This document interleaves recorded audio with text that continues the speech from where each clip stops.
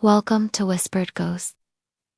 If you've ever lost someone and still felt them nearby, tonight's story is for you. Because sometimes the dead don't rest. Sometimes they knock. My name is Lily. I'm 24. And my sister Cara died 2 years ago. She was 19. Car accident. Instant. No goodbyes. No final words. Just a phone call in the middle of the night that shattered everything. For a while, I didn't sleep. I'd stare at the ceiling for hours, trying to replay our last conversation, as if clinging to it could bring her back. Grief is strange like that. It distorts time, warps memory, but nothing ever felt as strange as what happened 3 months ago. I had just moved into a tiny apartment, old, creaky floors, single-pane windows, and a bedroom door that never quite latched shut. It wasn't fancy, but it was quiet, peaceful, until the first knock. It was 2:03 a.m., 3 soft knocks, from the other side of the bedroom door. I froze. I knew I'd locked the front door. I lived alone. There was no one else in the apartment. "Hello?" I whispered. No answer. I got up, opened the door. The hallway was empty. Lights off. Silence. I blamed it on the neighbors. Thin walls. Maybe someone above or beside me. But something in my stomach twisted. It didn't feel like a neighbor. The next night, same time. 2:03 a.m. 3 knocks. This time, I stayed in bed. Covered my head. Told myself it was just the pipes. Just old wood expanding. Anything but what it felt like. But the third night, it wasn't 3 knocks. It was one. Slow. Firm. Direct. And then I heard it. A voice. Muffled. Familiar. "Lily. ... It's me." My throat went dry. That voice. Soft. Slightly raspy. It was Cara. I ran to the door, flung it open, nothing. But the hallway smelled like her perfume. The same cheap cherry-scented body spray she used in high school. I hadn't smelled that in years. I swear it lingered in the air like she'd just walked past me. That night, I cried harder than I had since the funeral. I wanted it to be her. I needed it to be her. The fourth night, the knock came again. 2:03. Same voice. Closer. "Lily. ... Please let me in." This time I didn't move. And the doorknob turned. Just slightly. Back and forth. She was trying to come in. My hands trembled. I whispered, "Cara." Silence. But from the other side of the door, something scraped downward, like nails dragging down wood. That sound still haunts me. I sat up until morning, door locked, lights on. And in the morning, 5 long scratches ran down the front of the door, deep, fresh, like someone or something had been waiting. The day after the scratches appeared, I didn't go to work. I couldn't. I sat on the floor across from the bedroom door, just staring at it. 5 long claw-like marks carved into the wood, deep enough to flake splinters. Too perfect to be a prank.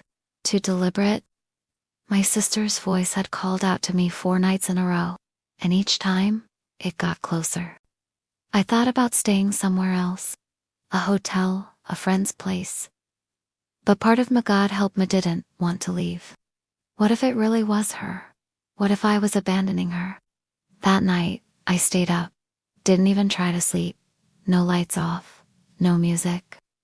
I sat with a mug of cold coffee, and the same twisted feeling I'd had since the first knock.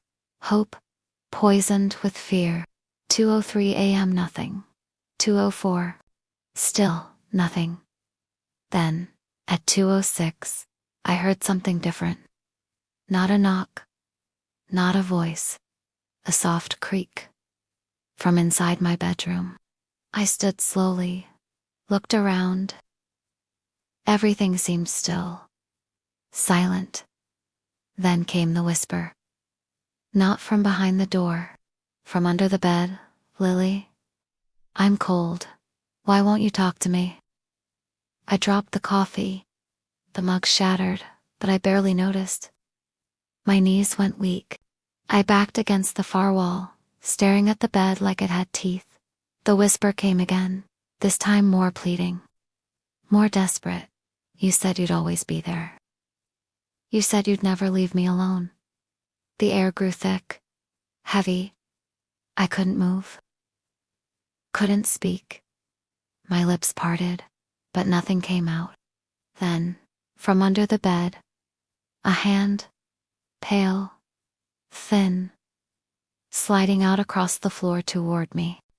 Fingers dragging, knuckles bending backward in ways that weren't human, skin pulled too tight over bone. And then I saw it. A face. Her face. But wrong. The eyes were too wide, glossy, like glass. Her mouth moved, but the words didn't match the motion. It was like watching a puppet, or something wearing her face like a costume. I screamed. I don't remember getting out of the room. The next thing I knew, I was on the sidewalk barefoot, sobbing, arms wrapped around myself as my upstairs neighbor came running down to help. I stayed with my aunt that night. She's the only one in the family who believes in this kind of thing. When I told her hesitantly what had been happening, she didn't laugh. She didn't even blink. She just said, "That's not your sister's. No matter what it sounds like, do not let it in." I wanted to believe her. I really did. But the next night, as I lay awake on my aunt's couch, I felt a chill run through the room. The hallway light flickered. Then came the knock. 3 soft taps. Not on the front door. On the bedroom closet door across from me.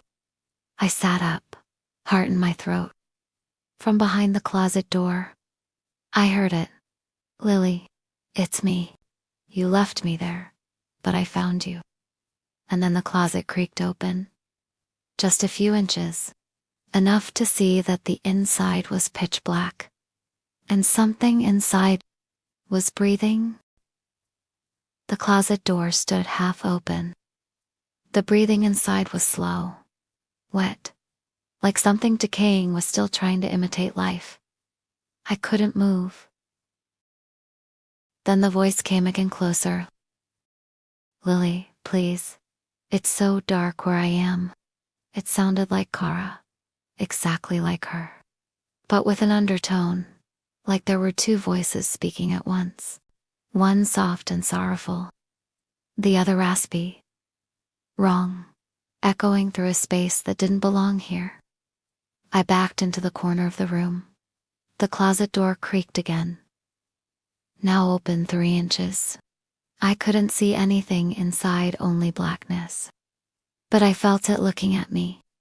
Felt its hunger pressing against the air. My aunt burst into the room with a Bible in hand, lips trembling, shouting a prayer I'd never heard before. Her voice cracked as she pushed the door shut and dragged the heavy dresser in front of it. We didn't sleep that night. She burned sage, lit candles, poured salt and lines across every doorway. She wouldn't even say Kara's name anymore. "Whatever that is," she said, "it's wearing her face.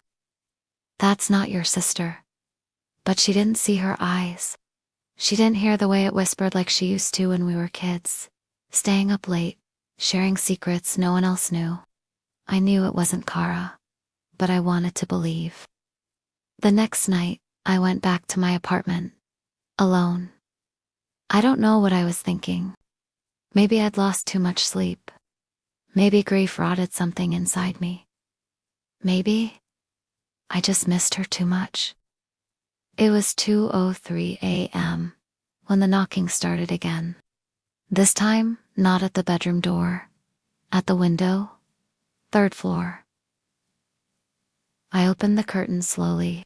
There was no one outside, but the glass was fogged. And drawn in that fog, with a fingertip, let me in. I unlocked the window. The air that came through wasn't cold. It was dead. Like a draft pulled from a sealed tomb. Then, the mirror above my dresser began to fog. From the inside, and through it, I saw her, Kara. Not the thing that had followed me. Her hair pulled back in the braid I'd done the day before her accident. The hoodie she always stole from me. Tears in her eyes. She placed her hand against the glass. "Please," she mouthed. "I don't know where I am." I reached out, and for a moment, I felt warmth. Not terror. Not decay. Just her. Then the mirror cracked. The warmth drained. And I realized too late, something else came through. The apartment hasn't been the same since. Things move on their own. I hear whispering in the pipes. Shadows crawl along the walls, even when all the lights are on. And every night at 2:03, no matter where I am, I hear her voice outside the nearest door. Let me in.